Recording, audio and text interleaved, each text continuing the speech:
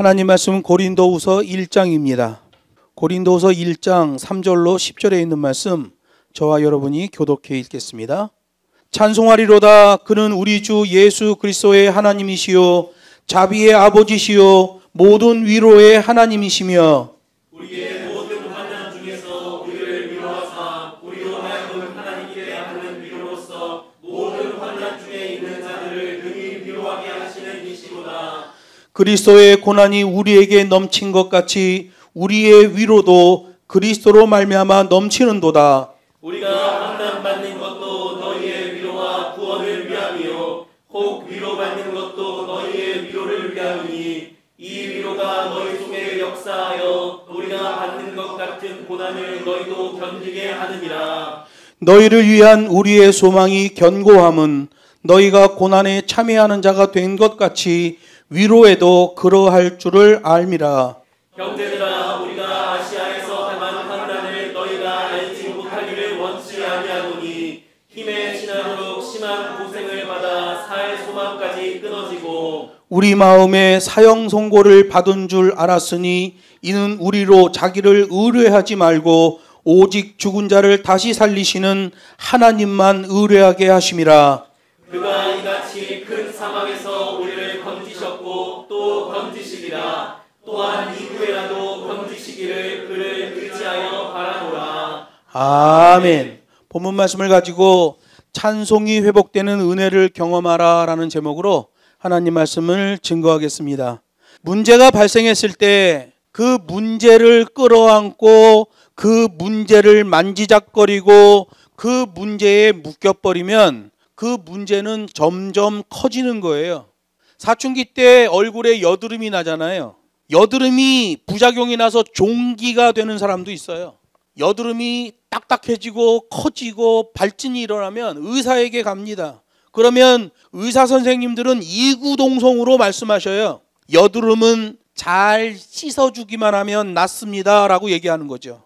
여러분, 인생의 문제도 마찬가지예요. 이거 아니다 싶으면 바로 내려놔야 되는데 그걸 내려놓지 못하고 거기 묶여버리면 그 문제가 점점 커져서 나중에는 감당 불가 상황이 돼버리는 거예요. 그렇게 되면 밥맛도 없고 잠도 안 오고 사람이 살았다고는 하는데 거반 죽은 사람과 다르지 않단 말이에요. 여러분, 우리 인생도 모든 문제를 잘 씻어내고 해결하려면 말씀과 기도와 찬양이 필요한 거예요. 말씀과 기도로 거룩하여진다 이렇게 말씀하는 거예요. 거기다가 찬양은 하나님이 이 세상을 창조하신 목적이요 예수님 보내 우리를 구원하신 목적이 바로 찬양이에요. 우리 인생의 문제를 씻어내는 것은 말씀과 기도와 찬양인 거죠. 반대로 그 문제를 끌어안고 주야로 골몰하고 묶여버리면 나중에는 그 문제가 아주 골마 터져버리고 마는 거예요. 여러분, 맹장이 염증이 있어서 통증이 오면 빨리 가서 수술하면 금방 수술합니다. 그리고 그 다음날 퇴원해요. 그런데 맹장이 아픈데도 참고 거기에 신경 쓰고 버티다가 나중에 맹장이 터지면 그러고 병원 가면 아주 일이 복잡해지는 거예요. 뱃속을 다 세척해내야 되는 그런 상황이 되는 거죠. 저는 자동차가 고장나기 직전에 고치는 사람이에요. 그래서 자동차에 항상 예민해. 그동안 없던 어떤 증세가 있다 그러면 바로 가서 고쳐버려요. 왜? 그게 문제가 나버리면 더 돈이 많이 들어가고 자동차 자체가 상해버리기 때문에 그렇죠. 여러분, 고난의 문제가 올 때 그 고난의 문제를 더 키워가는 사람이 있는가 하면 인내하면서 그것을 담아내고 녹이고 풀어가는 사람도 있다는 거예요. 그 PGA 골프 스타 중에 닉 프라이스라는 선수가 있어요. 자, 가난한 아프리카 구석 짐바브웨 출신 골프 선수예요. 짐바브웨라는 나라는 아프리카 가난한 나라들 중에서도 가난한 나라예요. 세계 3대 폭포인 빅토리아 폭포가 있는 나라잖아요. 이 닉 프라이스라는 골프 선수는 기복이 없는 선수로 유명합니다.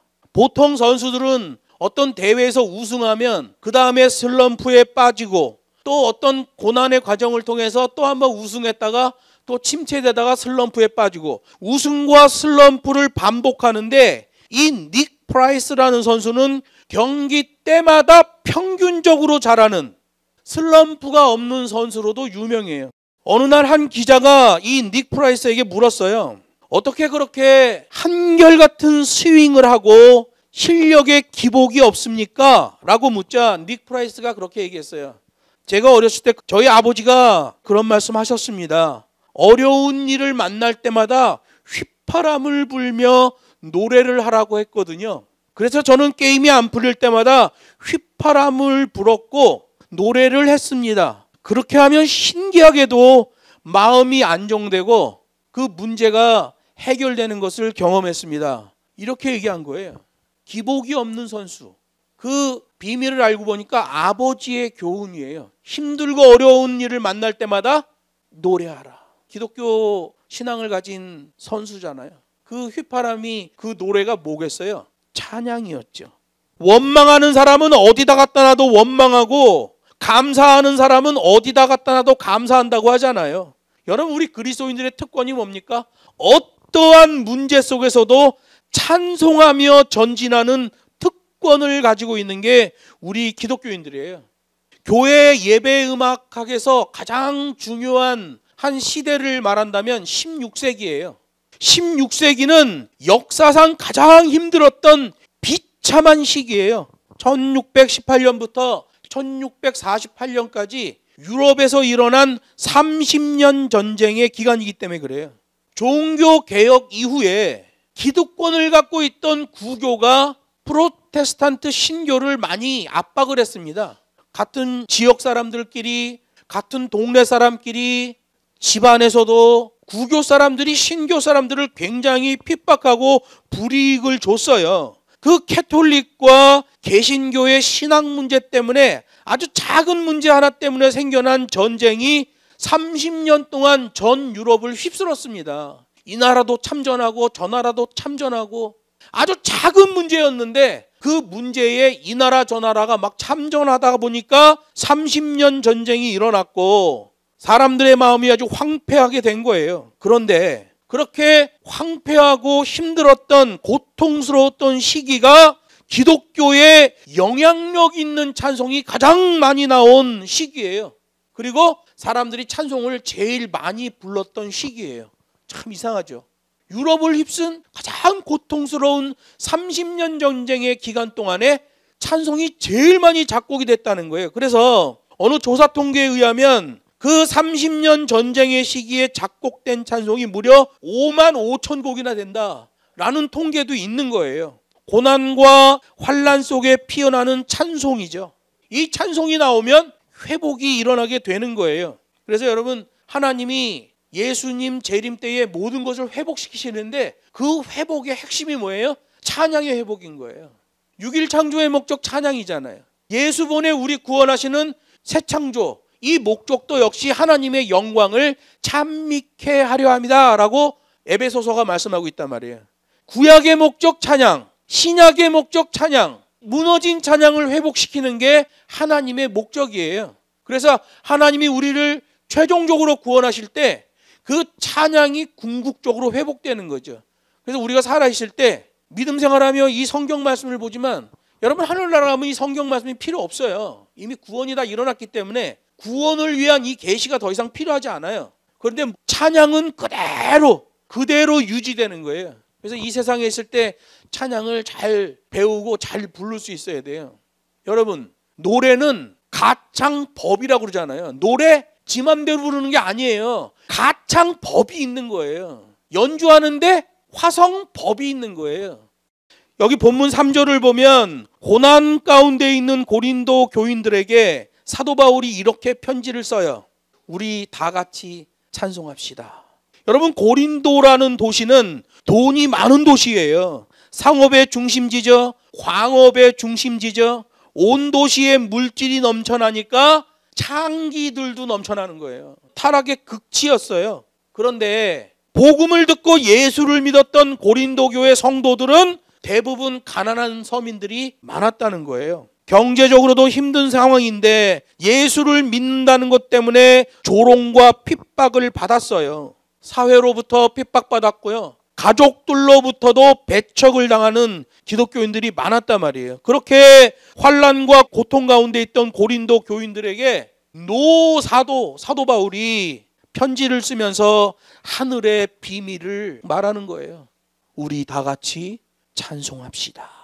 너무 고통스러운 삶을 사는 고린도 교회 교인들이기 때문에 원망과 불평을 하더라도 누가 말리지도 않을 텐데 왜 사도 바울은 그 고통과 환난 가운데 있는 고린도 교인들에게 찬송을 해야 한다고 말한 것일까? 우리는 성경을 통해서 그걸 알게 되는 거예요. 여기 3절 4절 보면 위로의 하나님을 만날 수 있는 기회이기 때문에 찬송하자고 하는 거예요. 여러분, 찬송하면 위로의 하나님이 오시게 되는 거예요. 찬송하면 위로의 하나님이 우리를 찾아와 주시고 위로해 주시는 거예요. 그래서 땅 위에 있는 기독교인들은 환난 가운데서도 찬송해야 하는 거지요. 동서고금을 막론하고 세상에 살고 있는 모든 그리스도인들에게는 정도의 차이가 있겠지만 모두 환난과 고통이 그대로 있는 거예요. 그래서 어떤 사람은 그래요. 예수를 잘 믿는 우리 집은 왜 이렇게 지질이 어렵고 예수를 안 믿는 저 집은 하는 일마다 저렇게 잘 풀리나? 라는 생각을 하는 사람도 있어요. 기도할 때도 그런 거로 기도하는 사람도 있어요.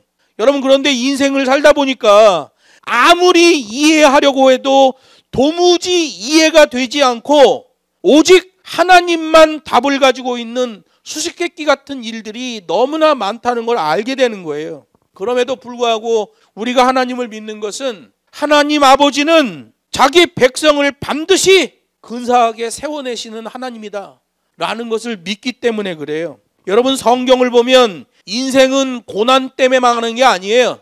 인생이 망하는 이유는 감성주의 때문에 망하는 거예요. 아무리 고난이 와봐요. 말씀과 기도와 찬양으로 씻기고 거룩해진다니까요. 고난이 인간을 망하게 할 수 없어요. 망하는 이유는 감성주의죠. 자기 생각, 자기 기준, 자기 경험, 자기 지식을 따라가면 망하는 거예요. 여러분, 우리 기독교인들에게는 그 고난이 오히려 우리를 세우고 우리의 믿음을 성숙하게 하는 것을 보게 되는 겁니다. 우리가 고난 가운데서도 찬송할 때 하나님은 우리에게 위로의 하나님으로 다가오는 거예요. 오늘 우리가 3절부터 10절 말씀까지 읽었는데 이 짧은 몇 구절 안에 위로라는 단어가 10번이나 나와요. 여러분, 위로라는 단어는 명사가 아니라 동사로 사용됩니다. 성경에서 위로의 하나님 그러면 이 위로가 명사로서의 기능을 하는 게 아니라 동사로서의 기능을 하는 거예요. 그러면 위로의 하나님 그러면 위로하시는 하나님이에요. 그럼 위로한다라는 말이 원어로는 파라클레시스라는 단어인데요. 성경에서 말하는 유대인들이 가지고 있는 의식 속에 위로라는 말은 그의 이름을 부르다라는 말이에요. 파라클레시스, 파라라는 말은 영어의 near랑 똑같은 말이에요. 이렇게 간격이 있는 거죠. 간격이 떨어진 상태에서 그의 이름을 부르는 거예요. 우리가 하늘나라에 갔는데 하나님이 희준아 이러시는 거예요.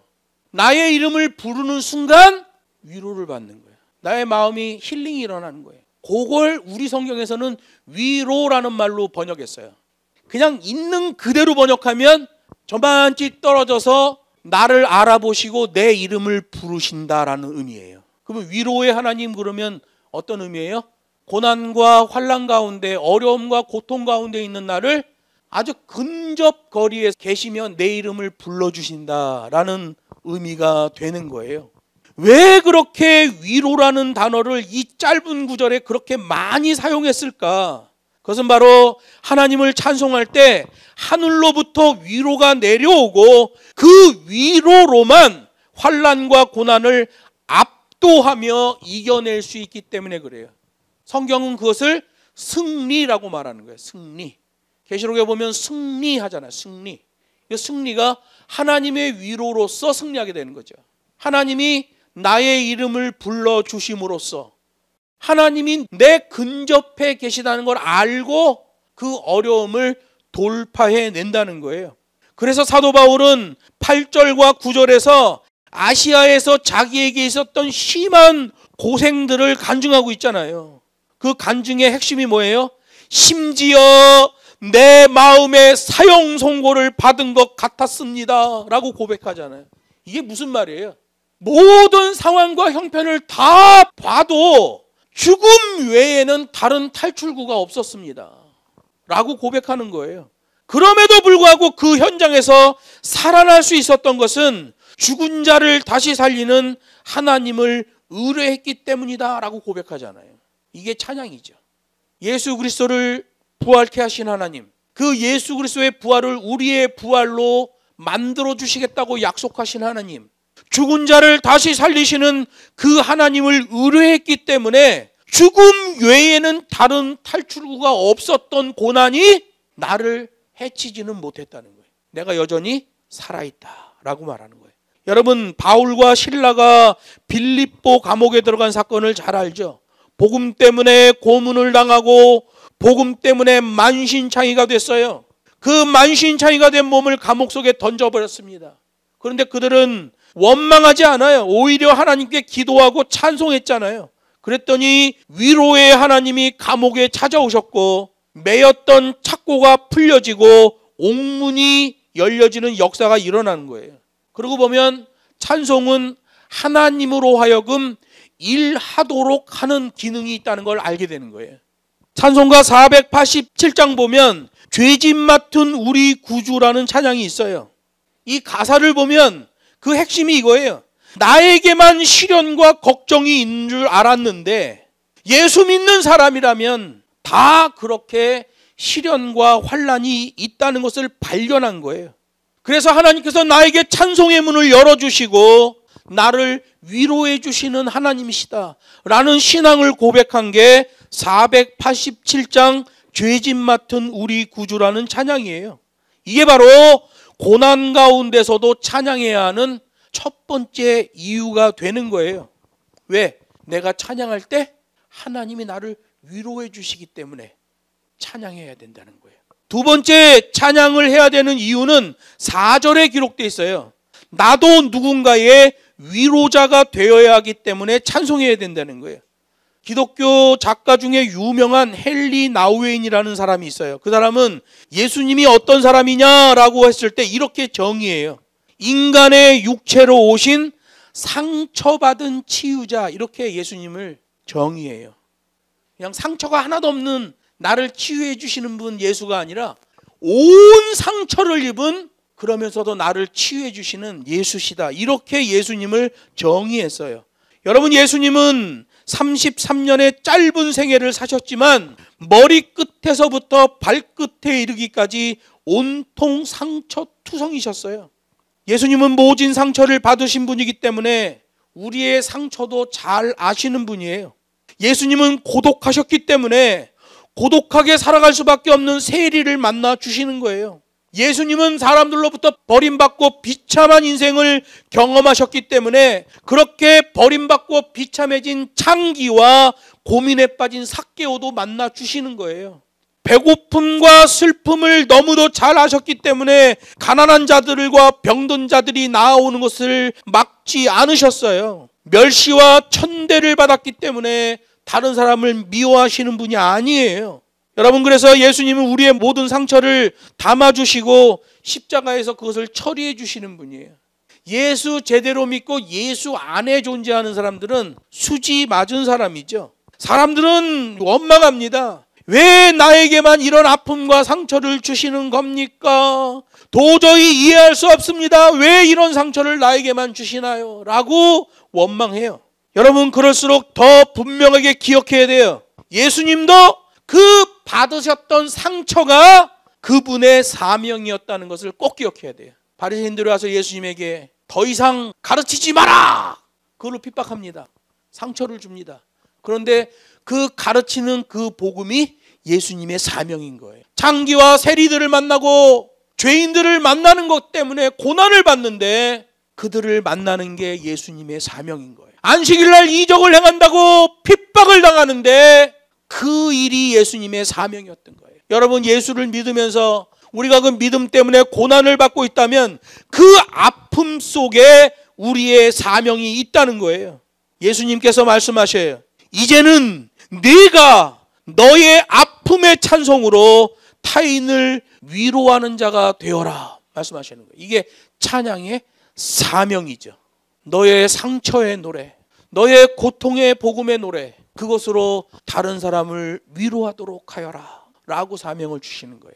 여러분, 하나님이 우리에게 찬양을 주신 것은 고통하고 아파하는 사람들을 위하여 위로하는 자가 되라는 거예요. 찬양의 회복은 노래를 잘하라는 게 아니에요. 아픔 속에서 사명 회복으로 나아가라 라는 말씀이죠.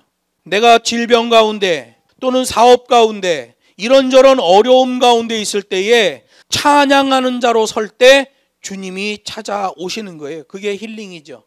계시록에 보면 구원하심이 여호와께 있다는 찬양을 할 때 그 천사들이 날개를 접으며 하나님 앞에 앉고 절하고 하는 모습이 정확하게 일치합니다. 성경에 보면 아주 정확하게 일치돼요. 어느 천사가 먼저 닿고 늦게 내려오고 날개를 빨리 접고 늦게 접고 이런 게 아니에요. 정확해요. 이게 뭐예요? 법과 식으로 움직인다는 걸 알게 되는 거예요. 노래는 그냥 부르는 거지만 가창법, 화성법, 지휘법 다 법으로 돼 있어요. 그 온전한 찬양을 만들려면, 온전한 음악을 만들려면 정확하게 맞춰야 돼요. 그러면 그 음악이 되는 거죠. 그 성경 계시록에도 음악에 대한 설명을 그렇게 하고 있는 걸 보게 돼요. 너도 이제 다른 사람의 위로자가 되어주고 네가 흔들렸던 그 고난에서 이제 저 사람의 버팀목이 되어 주어라 라고 말씀하는 게 오늘 고린도후서 본문에 있는 말씀이에요. 유치원에서 아이들이 선생님과 풍선놀이를 합니다. 아이들이 저마다 바람을 집어넣어서 풍선을 크게 만들었어요. 근데 어느 아이의 풍선이 갑자기 뻥 터진 거예요. 풍선이 터져버리니까 애가 울먹울먹 하는 거예요. 그랬더니 옆에 있는 친구가 자기 친구의 풍선이 터진 걸 보고 자기 것도 꽉 눌러갖고 터뜨렸어요. 그랬더니 다른 아이들도 풍선을 터뜨리는 거예요. 저쪽에 있던 애들은 풍선을 불라고 그러더니 풍선을 터뜨리는 시간인가? 그리고 막 터뜨리는 거야. 다 터뜨리고 마지막에 풍선이 뻥 터지고 나니까 제일 먼저 갑자기 풍선이 터졌던 애가 까르르 하고 웃는 거예요. 웃음으로 바뀌어버리는 거예요. 여러분, 우리들에게도 나의 풍선을 터뜨리는 것이 필요할 때가 있다. 그게 우리 교회 용어로 말하면 벌어서 남주고 배워서 남주자. 그걸로 찬양이 되는 거예요. 욕심 가득한 그런 사람들이 마이크 잡고 노래하는 거 아무것도 아닙니다. 진정한 힐링의 사람은 그 찬양의 회복의 사람이에요. 말씀을 맺습니다. 하나님께서 우리 그리스도인들에게 말씀하셔요. 내가 너희를 위로했듯이 너희도 이제 위로하는 자가 되어야 된다. 우리들에게서도 하나님이 받으실 만한 참 찬양, 진정한 예배의 찬양이 회복되고 더 강화될 수 있도록 기도해야 돼요. 주님이 우리의 위로자가 되셨듯이 우리도 타인을 위로하는 위로자가 되어야 돼요. 그러려면 찬송의 회복이 일어나야 돼요. 내 생각, 내 기준으로 보이는 것은 허상이라는 걸 깨달아야 돼요. 진정한 찬양을 통해 지존하신 하나님이 보여지기 때문에 그렇습니다. 문제를 만지작거리지 말고 찬송하라. 그러면 너도 위로자가 될 것이다 라고 주님이 말씀하셔요. 찬송의 회복, 은혜를 경험하는 우리 모두가 되기를 주 예수의 이름으로 축복합니다.